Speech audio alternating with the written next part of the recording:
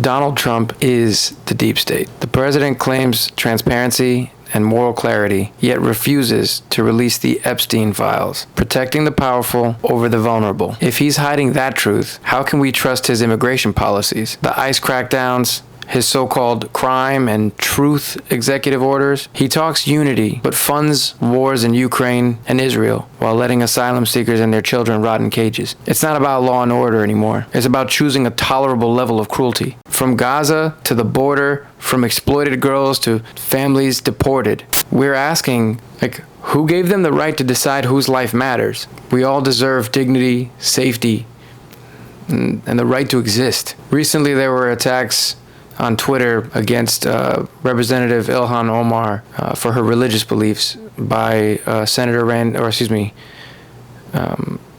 the attacks were made by Representative Randy Fine here in Florida. It's unacceptable. I'm shocked that person even got elected, and I can't believe that's what the kind of people that we have to deal with in this time. I don't understand why cruelty is becoming normal or even popular. Hulk Hogan recently passed away, and as a fan when I was younger, it hurts me to say that this guy became super racist late in life, and I mean, I guess he was racist all his life, but I mean, that's not even the issue that bothers me. What bothers me is how casual it was. And on the 4th of July this year, he took a picture holding an American flag at Alligator Alcatraz here in Florida, posing with guys in cages behind him. That's your idea of freedom? It's getting real dark. It's getting really 1933 outside. I also want to call out any members of Congress who continue to justify sending weapons to the Middle East. There's no such thing as a defensive weapon. Let's just be honest. All weapons are offensive, and offense can be used for defense. But let's be honest here. What we're experiencing right now, what we're witnessing in real time, is what the United Nations has already labeled genocide. It is not a humanitarian crisis in Gaza. It is a genocide. Since the war began on October 7, 2023, at least 60,000 Palestinians have died, including over 59,700 confirmed dead by July 27, 2025, with more than half of them women and children. Every video I've tried to make on this subject has gotten taken down or blocked. The Epstein stuff also. In that same sense, TikTok is being banned in September, so understand why. China is supporting the Palestine. Everything connects if you follow. Now that being said, you can follow me on Instagram at Cruz Paul R, or on YouTube at Paul Ron Cruz. So everybody that's on TikTok, please follow me there, and you can contribute to the campaign, and I'll be outlining how we can fight back. It's not enough to just know what's happening, because there's so much happening. I want to outline what a senator is supposed to do, what our government is supposed to do, and what I can do, and what we can do to fight back.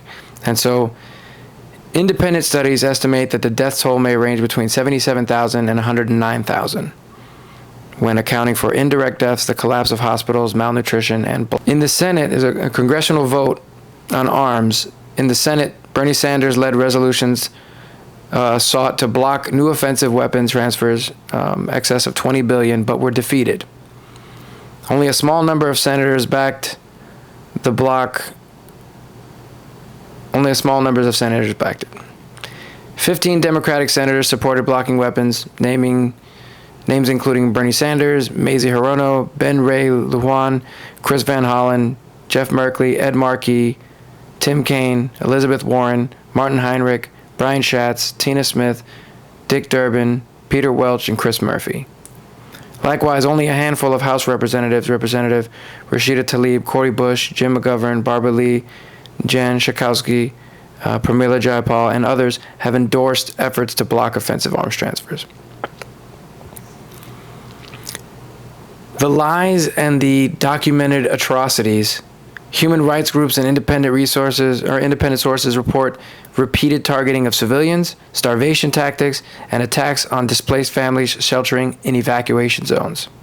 Estimates show 60 to 80% of deaths are civilians, mostly women and children, with ratios as high as 4-to-1 civilian to combatant. UN agencies report over 1,000 Gazans killed while seeking aid since May alone. These patterns suggest violations of international humanitarian law and raise widespread accusations of war crimes and genocide. On July 24, 2025, France, the first G7 country, announced it will officially recognize the state of Palestine at the UN General Assembly in September. French officials say this move aims to push forward a two-state solution, create international momentum, and exert pressure on Western governments, including the UK and the US. Trump's recent executive actions and his authoritarian executive orders intensifying policing, criminalizing homelessness, stripping regulatory safeguards, and targeting immigrants, especially children, with mass deportation. They dismantle civil rights protections, institutionalize racial profiling, and undermine public health, housing rights, and constitutional accountability.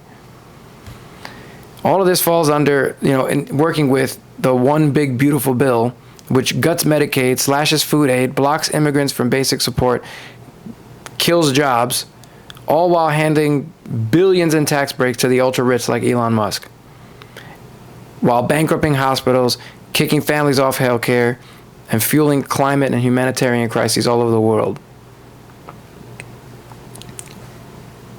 What can we do?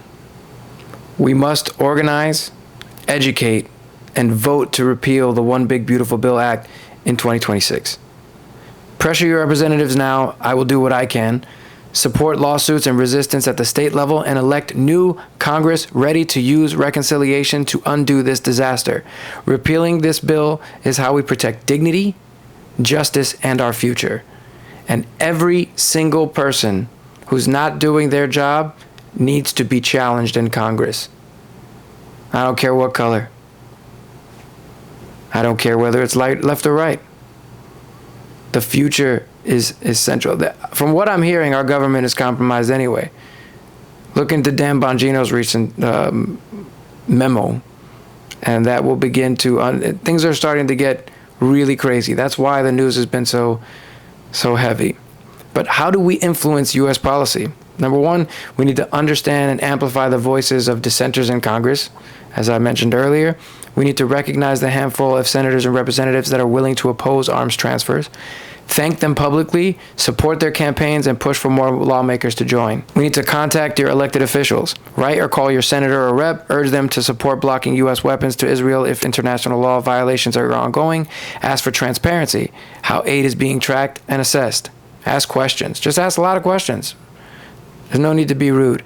Advocate for a deeper dialogue. Offer to host virtual town halls or meetings where constituents can engage with staffers and legislators to discuss the complexities of Gaza, law, ethics, humanitarian needs, and diplomatic strategies. Leverage France's move as leverage domestically. Highlight France's recognition as a model for U.S. moral leadership. Push for the U.S. to join in pushing for a more formal two-state path and new peace diplomacy. Collective Western alignment can shift. Humanize the narrative. Share stories and data around civilian deaths, children malnourished, and aid access blocked. Help policymakers see beyond abstractions to real human suffering. By organizing around emails, calls, forums, and public campaigns, we can demand accountability, not just continued arms, but ethical, humanitarian support, political negotiation, and lasting peace. This is about lifting up human dignity and self-determination for all. Just remember that Donald Trump is the deep state. When Epstein headlines hit, he bombed Iran, or he just attacks Biden or Obama online and threatens them with jail time, fires off Twitter feuds, or blames migrants. Always louder drama to bury the narrative. When Epstein court files resurfaced, he pushed executive orders, attacked, quote, deep state officials, and staged rallies to change the media narrative. It's not working. This is a pattern. Chaos, outrage, culture war talking points to drown out the real accountability. It's all a distraction. A bait and switch presidency built on distraction. First the files exist, then they were on the AG's desk. Then they don't exist anymore. Then they do exist, but they're actually a Democrat hoax. And then it's not real again, but suddenly Trump knows he's on the list, and he was briefed about being on the list way back in May, and can now provide a list of names himself, names that supposedly aren't in a list that doesn't exist or does exist, but only as a hoax. Look, I've lost the plot on that, and I don't care anymore. I don't care how many powerful or influential people are on the list. All of them need to be investigated. Republicans, Democrats, everyone who was complicit, had knowledge of, and participated in crimes, even if current or former president of the United States of America himself is implicated, they must release the files.